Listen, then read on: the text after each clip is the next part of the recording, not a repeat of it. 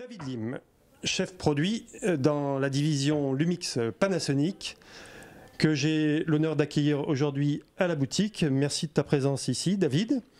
David qui va nous parler bien évidemment d'un tout nouveau produit, le GH4. Chers clients, bonjour et bienvenue sur ce vlog Vidéo Plus, par tous les temps et en tout lieu, au service de vos plus belles images.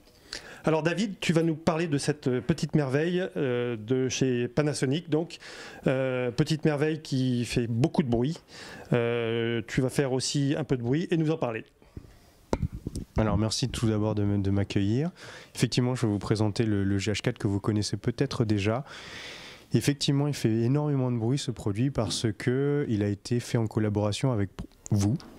En gros, on a fait le tour du monde pour recueillir énormément de requêtes et d'informations, produits, de spécifications. On a recueilli toutes ces informations-là et on a développé ce produit avec ces requêtes. Et donc, c'est l'aboutissement de ces années de travail. C'est un produit qui est un petit peu atypique dans le marché de la photo et de la vidéo, puisqu'en fait l'histoire du GH remonte à il y a maintenant 4-5 ans. On a lancé le premier GH en appareil photo, mais en fait avec des fonctionnalités vidéo qui étaient révolutionnaires à l'époque. Et aujourd'hui, c'est l'aboutissement de cette partie vidéo, puisque ce produit est capable de filmer en 4K, jusqu'à du 100 mégabits seconde, c'est assez incroyable pour ce petit gabarit. On peut faire des sorties sans compression sur des disques durs en externe. On peut également enregistrer de la 4K sur la carte SD. C'est vraiment incroyable ce que peut faire ce produit. Après, en termes d'ergonomie, en tant que tel, on a fait en sorte que le produit soit plaisant à utiliser.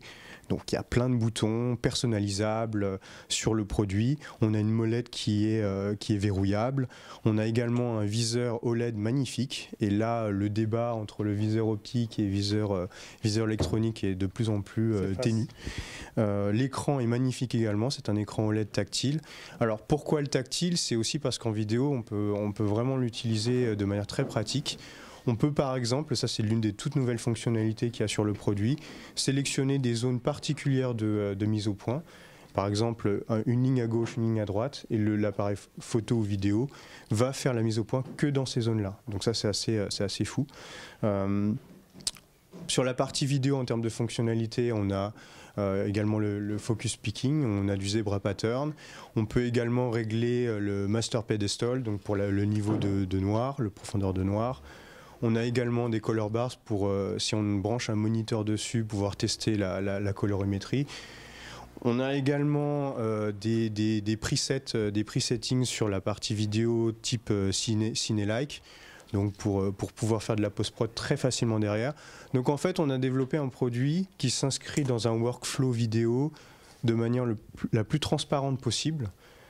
Pour que ce produit soit vraiment voilà, au cœur du travail et non pas à réfléchir à est-ce que je dois utiliser telle ou telle fonctionnalité. C'est assez transparent l'utilisation de ce produit. Ça c'est ce qu'on appelle l'unité d'interface. Pourquoi on l'appelle comme ça? Tout simplement parce qu'il y a plusieurs possibilités à la fois en entrée et en sortie sur cet accessoire du GH4. Qui est plutôt orienté broadcast d'ailleurs, puisque là on a des entrées XLR, donc ici sur le côté, et en dessous on a des sorties SDI. Donc le SDI très utilisé dans le monde du broadcast, là ici. Donc on peut monitorer en 4K, à la fois en SDI ou en HDMI. Et puis là on a une entrée classique d'alimentation 12 volts sur le côté, hop, qui est là. En XLR4. Voilà. À l'arrière, on a des vues-mètres pour la partie son, pour pouvoir monitorer donc le niveau sonore. Et ici, vous avez la connectique HDMI qui est donc reliée à l'appareil du GH4. Donc, quand c'est emboîté, on a un produit extrêmement compact finalement, avec énormément de connectiques. Et là, on peut l'utiliser presque comme une caméra pro, donc d'avoir un petit studio portatif à lui seul. David, vous avez une vision stratégique sur ce produit ? Alors en fait, l'idée dans le développement des Lumix G, d'ailleurs, depuis 2008 maintenant, c'est de changer la photographie, de changer le monde de la vidéo. Et le GH4 est aujourd'hui l'un des représentants de ce changement que l'on souhaite, nous, de notre côté, de révolutionner l'usage du professionnel ou on va dire, pro-amateur qui veut développer des photos de plus en plus, puisqu'aujourd'hui on est dans un monde d'images. On veut apporter en fait un outil fonctionnel, facile à utiliser, mais avec une qualité d'image voilà, que l'on qualifie de professionnelle parce qu'elle est vraiment magnifique. Là, il suffit de regarder les exemples qu'on a sur YouTube, c'est assez extraordinaire. Voilà, les gens sont dithyrambiques dessus et ça fait partie de cette stratégie de la qualité et donc de développement aussi de valeur pour l'utilisateur final, puisqu'il va développer, il va produire des contenus très très qualitatifs. David, je vais peut-être ajouter une révolution à un prix révolutionnaire, parce que effectivement, ce boîtier est positionné à un prix époustouflant. Voilà, chers clients, j'espère que cette explication vous aura convaincu.